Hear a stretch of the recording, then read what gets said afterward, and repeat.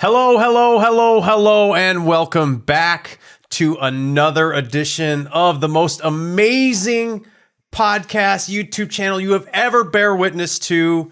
My name is Michael Bredhauer, and I am joined today by the one and only and amazing Jason Palliser. How you doing, buddy? Good. Excited to be here. I'm pumped about today's subject. We can debunk a few things, so I'm excited. A huge debunk. It's going to be a huge debunk. So it's going to be about something we've been asked a lot. A lot of folks have been like, look, I really want to get into this. I don't necessarily think I have the capital to do this. That's the key word. I don't think I have the capital. But you know what's going to happen first, because we need to be motivated to not just drop this one, but the future ones. Jason, what are we going to ask? So we're going to be talking about how do you buy a property even if you're flat, broke?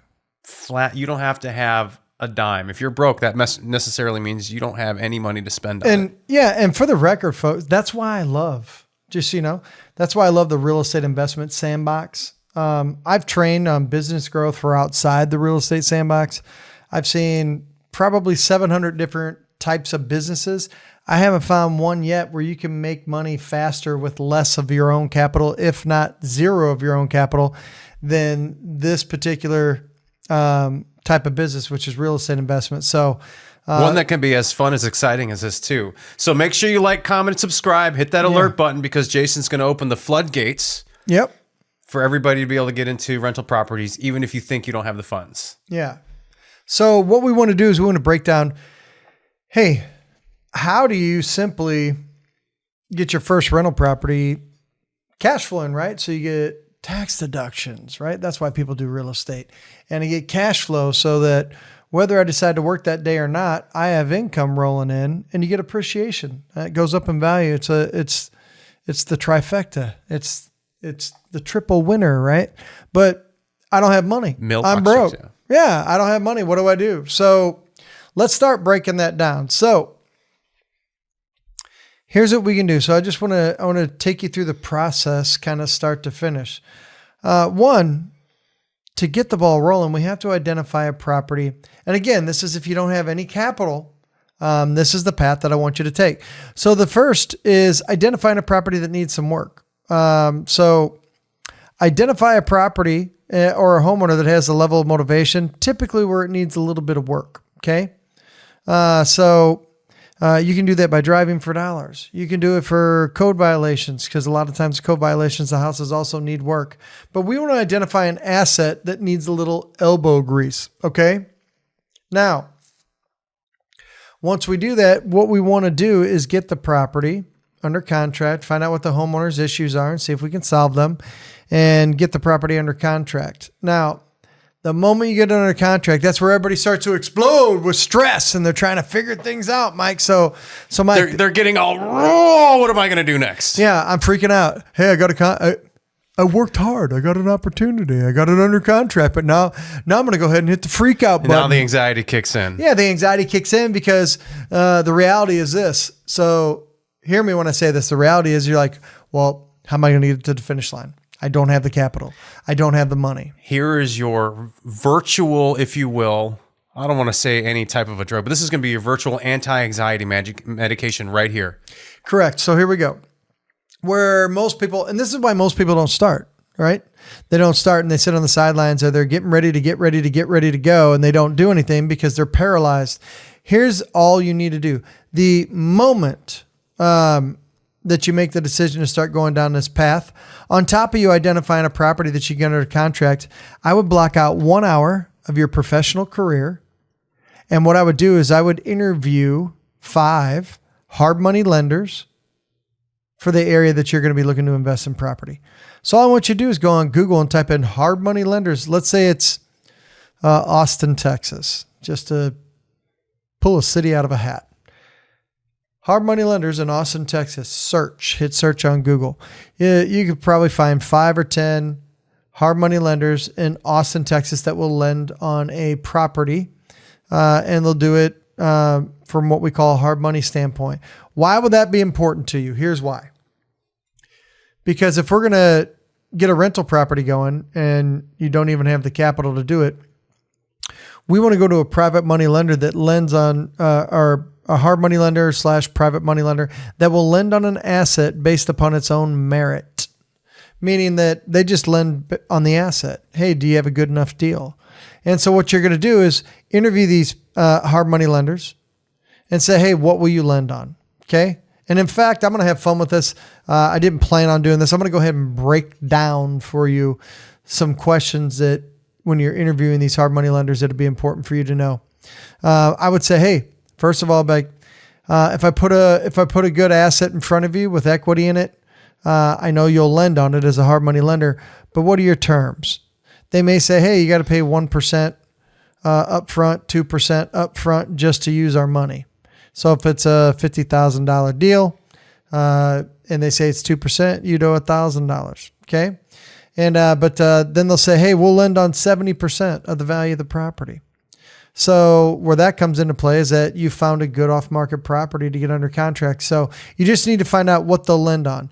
Hey, we'll charge you an 11% interest rate for as long as you have the loan. Okay. The interest rate doesn't matter to me. Okay. Because this is a loan that you're not going to have long-term. So I want you to interview 5 hard money lenders, ask them, what are your terms? And then the next is, what do you need from me? Is there anything you need from me ahead of time that I can get to you? Most people don't say that. They're like, so you'll lend to me if I have a good deal. And they'll be like, yeah, sure. I'm a hard money lender myself, folks. So I hate it when people say that. So, okay, so you lend hard money. So if I just have a good deal, I'll send it your way and you tell me what you can do. That automatically makes me that puts me in a position where I don't want to lend to you. It doesn't make sense to me to lend to you because you've already told me that you're brand new and you're just going to slap something against the wall and see if I'll do it. And basically you're turning me into an educator for you along the way. I'll just slap something in front of you and then you'll tell me what I need to do. Don't do that. Say, what do I need to get you ahead of time? Even before I have a deal under contract. So if there's anything that I can do ahead of time to streamline this, I'd like to. That's a smart question to ask. Oh, you know what? I'd like this, that. Do you have an LLC or paperwork? That's a smart move on your part. So I want you to interview and say, what will you lend on? How much will you lend on it? What are your terms? What's the interest rate? And what do I need to get you ahead of time? Those are things that I would ask of the hard money lender. So now you know. So now when you go out and start to talk to homeowners and you strike a deal with a homeowner, you know what they'll lend on, right? A lot of times, if you have 50 or 60% of the future value of the property, they may lend up to 100% on it because you have such a good deal. Again, so it's in the spirit of getting a deal done without having to use your own money, right? So see what a hard money lender will do. I would call 5 of them so you know what each one will do so that you have that as your ace in the hole once you get a contract. Then you talk to homeowners on property that typically need work. The next thing that you're going to want to do is as soon as you get it under contract, I would have at least 2 or 3 contractors go give you a bid on what the fix-up might be.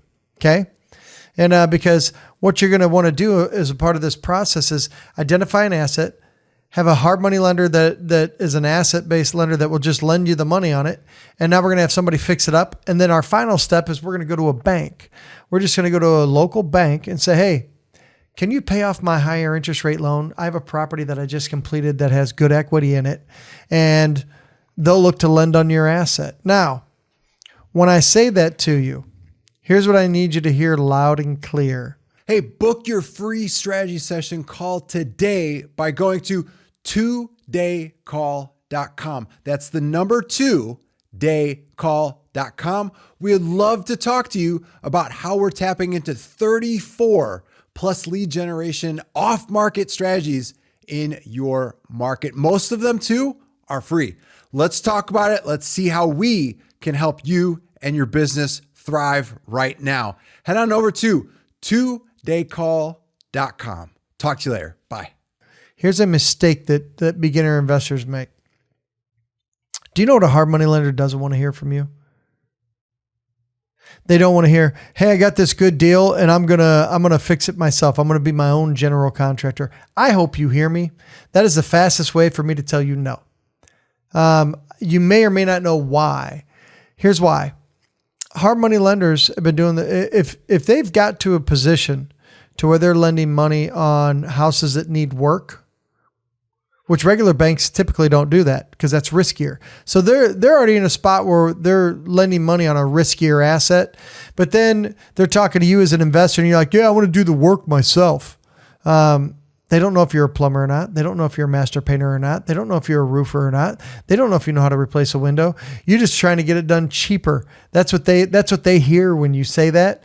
And so when establishing a relationship so you can get these deals done and have a rental property without using a ton of your own money, if not any at all, the last thing you want to do is let a hard money lender know that you also want to be your own general contractor. What I would do is work with somebody else on a couple assets. You may work the relationship to where on your third deal, they'll be like, you know what? You've worked together with me well. If you really want to run some of the work yourself, I'll allow you to do it. As a hard money lender, that's what I would say to somebody that I have a track record with. Okay. So we get a house under contract that needs work. We have a hard money lender in place that will lend to us. We have contractors give us bids immediately so we know what the fix up will be. And you hand those bids in with your contract to the hard money lender. They'll say, hey, I'll lend on it. So they lend on it, you close on the transaction, and now we get it fixed up. And now we go to a local bank. And again, I've been a banker for 27 years. So now if you come to me as an investor and say, hey, I just want to pay off my higher interest rate loan, and I have a house that's fixed up with equity in it. What you may or may not be aware of is that there are tons of local banks in your area that are open to refinancing that higher interest rate loan because you have equity in it. Means that they don't need any down payment from you because you've already bought the property. So now you can just go refinance into whatever the interest rates are, prevailing interest rates are right now. And now you've closed the deal start to finish. Things that you may not know. And again, I'm just hitting you with guidelines. I've been a speaker on the guidelines for a long, long time. What you need to know is that after you get the money to fix it up and you go to a bank to get good permanent financing on it, some banks may want to see that you've seasoned, it's called seasoning the property, that you've seasoned the house or owned it for a certain amount of time before they'll let you use your new higher value. A lot of times that's 3 months or 6 months. So you need to be aware of that. Why do I tell you that? You need to work with a hard money lender that'll allow you to do a hard money loan for at least 6 months, just in case the bank on the back end says, yeah, we'll do it. We'll actually use a new value. I clearly see that you've got some equity, but you need to own it or season the house for 6 months. So if you follow what I'm saying in this video, you can absolutely identify a property, have 5 hard money lenders, and you know what they will or won't do. Use outside general contractors to fix it up, because if they don't have a track record with you as a hard money lender, they're probably not going to let you fix it up on your own. And you saying that you want to fix it up on your own, just let them know that you're new and now they don't want to lend to you. That's why I said pet peeve alert. And we were talking about it earlier. And then lastly, now we go to a local bank and they'll tell us how long do we have to own the asset before they allow us to use the equity that we built into it. And you can tie a bow on it and now rent it out, have a cash flowing asset that's done, rehabbed, complete. You get all the depreciation from it. You get the appreciation of it, and you get cash flow, and you can do a start to finish with little to no money out of your pocket whatsoever. That's how you freaking do it. Hope they're getting it, Mike. I really do too. And Jason, we appreciate you dropping this bomb, because we've been asked so many times from individuals, especially when we reach out and they're reaching out about our training and how to get involved. And we try to get their goals, because our goal is to propel you to that point. That's why we do this YouTube channel. And a lot of times they say, well, I'd love to build a portfolio of property, but I don't have the funds. And then you basically have to repeat what you just said right now. Well, here it is on YouTube. You can save it, bookmark it, subscribe to it, make it notifications so you get notified when we drop more stuff like this. So this question that we've been asked so many times is out there for you. Just do what he said. Rinse and repeat this process over and over. Rinse and repeat. And then here's the fun part. Here's our cherry on top, and then sayonara. See you later. Okay. Listen to me. Once you've done this once with your local bank and got it to the finish line, and maybe you've done it a second time, you can also go to your local banks. If you talk to the commercial loan department, even though it's a residential house, talk to the commercial loan officers at the bank and ask them, hey, now that I have an asset or two, can you issue me a line of credit against the equity? As I got financing done, But in addition to that, can you set up a line of credit on a small portion of the equity in the property for me to use as working capital to do more deals? And the answer, if you have a good track record with them, can absolutely be yes. So not only did you get it to the finish line, but now you have a line of credit that makes it easier for you to start knocking down assets on your own. Double whammy. Double whammy. End of discussion. You can do this and no one's stopping you, period. So get it done. Start talking to hard money lenders and close out the deal. We'll see you on the next video. Get it done.